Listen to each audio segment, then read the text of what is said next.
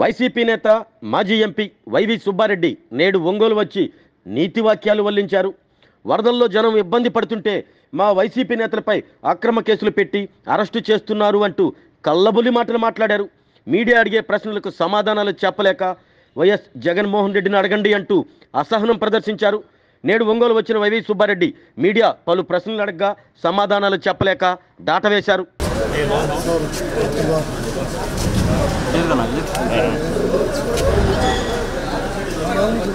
అడుగమ్మా, ఇక్కడ ఇన్ఛార్జి జిల్లా అధ్యక్షులు మనం తీసుకుని పోయి కలవండి. ఆయన కలుస్తున్నాడు. తప్పకుండా న్యాయ పోరాటం చేస్తామమ్మా. వాళ్ళు చేయగలిగింది అదే కదా. అధికారంలోకి వచ్చిన 3 నెలల నుంచి దాడులు చేయటం, అక్రమ కేసులు పెట్టి వైసీపీ నాయకుల్ని జైల్లో పెట్టడం, నిర్బంధించటం, వాళ్ళు చేసే కార్యక్రమాలు ఇవి. న్యాయ పోరాటం చేస్తాం. తప్పకుండా న్యాయం మాకు దొరుకుతుంది.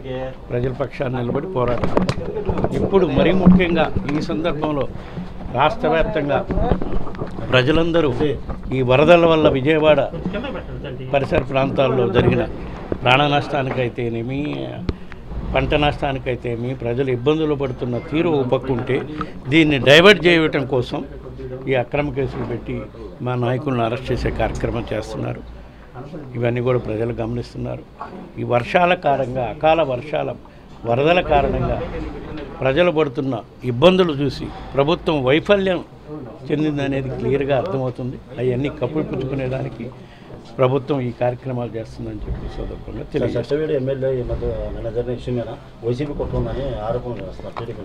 ఎవరు కుట్రున్నా ఏమున్నా ఎంక్వైరీ చేయొచ్చు కదా. వాళ్ళ శాసనసభ్యుడు వాళ్ళ ఇది ఎంక్వైరీ చేసి ఎవరైనా కుట్ర చేస్తుంటే వాళ్ళ మీద చర్య తీసుకోమరండి.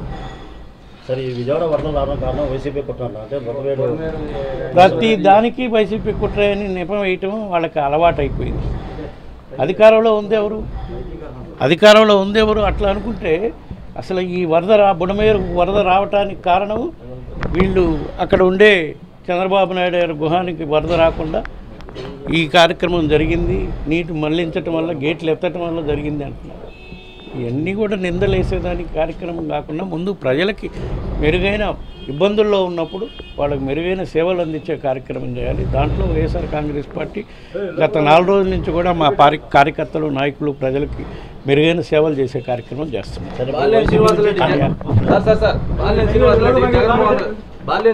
చంద్రబాబుకి లేఖ రాశారు, కలుస్తాను మిమ్మల్ని, ఒక అపాయింట్మెంట్ ఇస్తే కనుక్కోమని. ఆయన అపాయింట్మెంట్ ఇస్తే కలుస్తాడేమో. ముఖ్యమంత్రిగా ప్రజా సమస్యలు ఏమన్నా చెప్పడానికి కలుస్తాడేమో. దాని గురించి నన్ను అడుగుతారు, నాకే సంబంధం. నాకేం తెలుసు స్వామి, గ్యాప్ ఉందని ఎవరు అన్నారు? నాకేం తెలుసు అసలు గ్యాప్ ఉందని ఏదో విషయం నువ్వు చెప్తున్నావు.